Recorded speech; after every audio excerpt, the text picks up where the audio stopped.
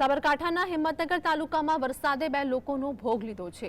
ગાંભોઈ પાસેના રાજપુરમ વરસાદમાં દિવાલ ધરાશાયી થઈ હતી તો રાત્રિના સમયે દિવાલ ધરાશાયી થતા મકાનમાં સૂતેલા માતા અને 4 વર્ષીય બાળકનું મોત થયું હતું, જે બાદ ગાંભોઈ પોલીસ ઘટના સ્થળે પહોંચી વધુ તપાસ હાથ ધરી હતી। સંવાદદાતા ક્ષિતિજ અમારી સાથે જોડાઈ ગયા છે। હિંમતનગરમાં દિવાલ ધરાશાયી થવાની ઘટના, બે લોકોના મોત, શું વધુ અપડેટ?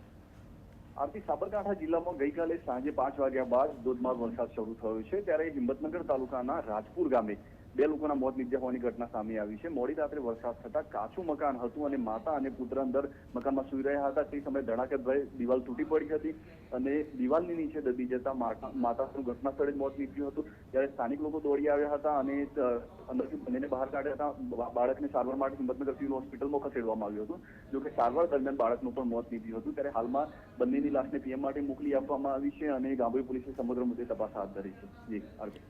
ક્ષિતિજ, માહિતી બદલ આપનો આભાર।